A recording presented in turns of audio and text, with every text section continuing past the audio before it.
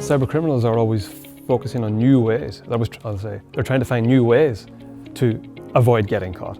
And that becomes increasingly important for them, of course, as more and more organizations are more cyber aware and more responsible. They have greater obligations now in many parts of the world today to protect data, to protect customer information, personal information. So it creates a greater need for cybercriminals to avoid detection. And as recent reporting shows, they're absolutely able to find ways to do that, including very interesting emerging trend, the recourse to networkless attacks, where they're not even touching the endpoint systems or devices anymore. So in other words, you won't find a trace if your protective framework is confined to that, if that's where you're scanning and that's where you're looking for signs of compromise. You won't find them, but they'll have achieved their aims. So Roland, as a criminologist, I'm always particularly interested in how intelligent criminals act without getting caught. What's your take on that? I think that's something that criminals find very interesting as well.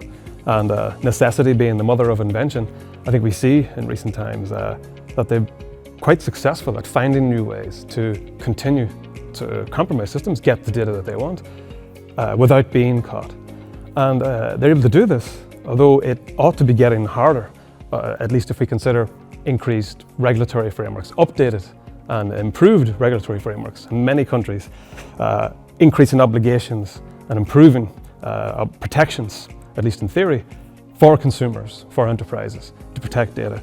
But this forces criminals, of course, to come up with other ways to remain undetected, because some want to cause havoc and cause destruction. That's part of how they achieve their objectives, even of course, and maybe especially in the case of ransomware, but also very much in the non-disruptive attacks, where it's getting access and keeping it over time is the criminal's intent, or the state-level threat actor's intent for espionage purposes. And I guess different countries have, very broadly speaking, different levels of resilience. Is that something that you have seen in your experience?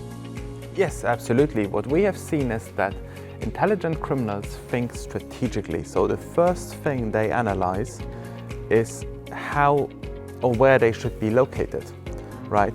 It makes a major difference whether someone who is planning to attack Swiss or UK enterprises is located in Zurich or London, or maybe somewhere in Eastern Europe where legal assistance in criminal matters is not as developed and as fast-paced as it might be within the European Union, for example, right? And I personally believe that intelligent criminals strategically choose the locations where they would like to commit their crimes from. And then, if we try to put ourselves into the shoes of an intelligent criminal, I think that purchasing hardware that has never been used at the very beginning of the circle of committing crimes makes sense from their perspective. And I also assume intelligent criminals pay cash for that. So now you have completely new devices, they pay cash for them, and then, given that they are rather smart, they use public Wi-Fi in a country that renders little to no legal assistance in criminal matters to other countries.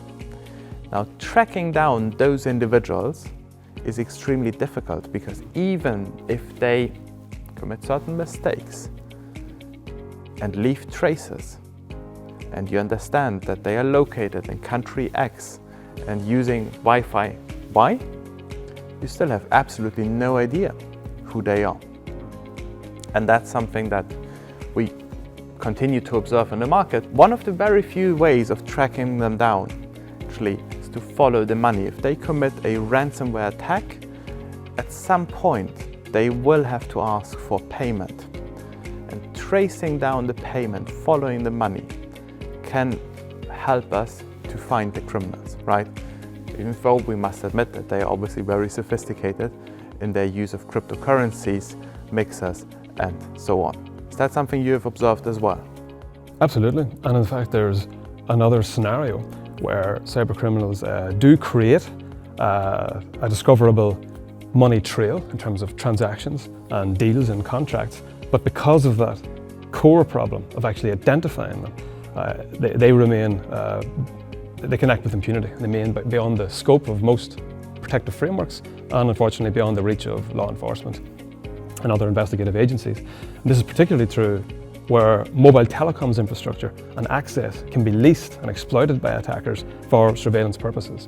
This is a state-level threat. This is often an espionage threat. So some of the most sophisticated and dangerous, low volume but high impact cyber threat activity that is currently going on. And yet attackers are able to pursue that kind of activity practically with impunity in many countries, as you said, because they know the ecosystem. There is an ecosystem that supports the creation and the basing of these kinds of capabilities. And the original, there's basing your operations in terms of where you incorporate, and then there's also where the infrastructure you're accessing and using. That location is also another strategic choice, made, guided by the same priorities and principles you've highlighted, Fabian, which is remaining beyond discovery. And unfortunately, when it comes to mobile telecoms infrastructure, the lack generally of governance and the fact that those protocols, technologies, and attack surfaces remain largely outside the scope of most cybersecurity approaches and protective frameworks. That is an area, that is a grey space, that is a shadowed area in which criminals have global reach and scope, even though they're creating a discoverable and auditable money trail. The problem is you can't tell the difference. It's very difficult for investigators to even know where to look, and when they see the relationships, there's little enough due diligence and other information to identify the actual actors behind the activity. So it is a core part of the systemic problem presented today by cybersecurity, which transcends specific protocols, technologies, and contexts of business even.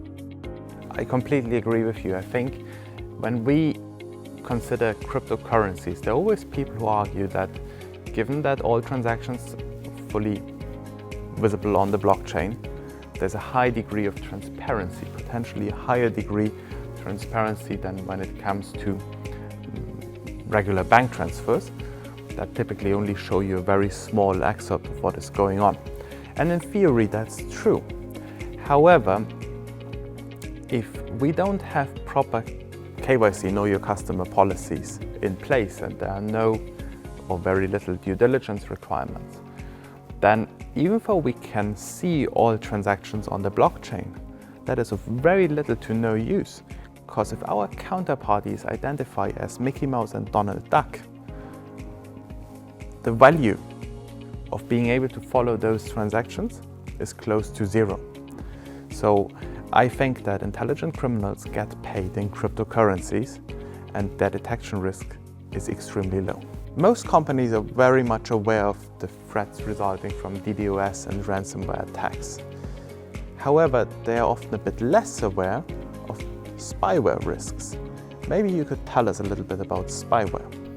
Yeah, I would agree with you. And the first thing I would say actually is that part of the reason companies have less awareness perhaps is because so much of their energies, insofar as they are devoting them to resilience against cyber threats, are focused on threats like ransomware and disruptive denial of service.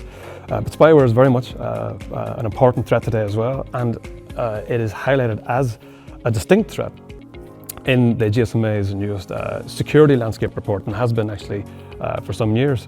But what I would actually stress as important about spyware is that it is a distinct threat that enterprises need to be aware of as well, because the human, as ever, in the same way, is also the gateway to compromise of the organization.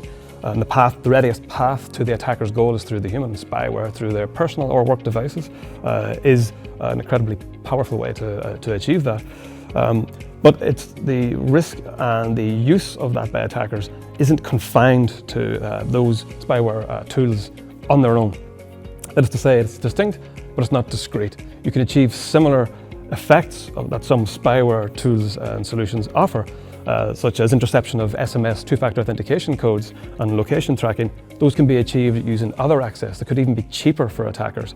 And this goes to the exploitation of commercially leased access to mobile telecoms assets internationally, where if you know what you're doing and you've got access, you can reach any target anywhere in the world. All you need to know is their mobile number. And of course there are ways then to actually obtain and to verify the mobile number for your target in question. So I would agree with you wholly and stress that spyware is a distinct threat that prompts its own considerations and imperatives for protection, but is not confined to that. And it's important for people, when they're thinking about it, to realize that you don't treat it or address that threat in isolation. Right. And I think a lot of information can be gained from accessing someone's phone. Oh yeah. Or their search history on Google. right? Mm-hmm. One doesn't have to dig too deep. No, don't at all. And that's why, particularly where individuals are often targeted in their own right.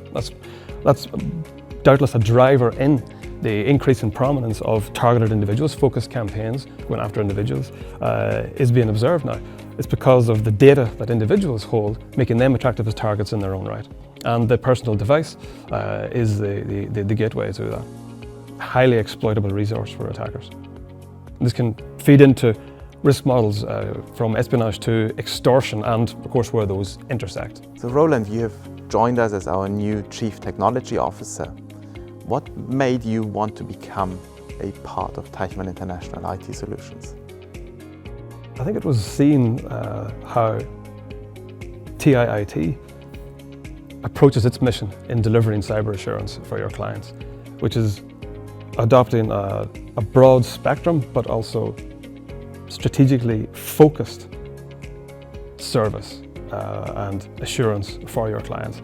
And I wanted to be part of developing and delivering that at this crucial time, where, as we see highlighted by a lot of the flagship security reports released by all the great agencies and authorities and bodies that are publishing them, such as the GSMA, it is so important now for enterprises to protect their personnel, to protect their assets, to protect value, by having a cybersecurity posture, being able to achieve it in a way that's aligned with their business objectives. And many people, many organizations today, public and private sector, struggle to do that.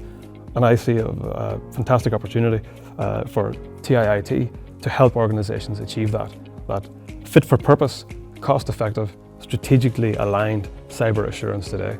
So I was delighted to be able to join and contribute to that. Excellent.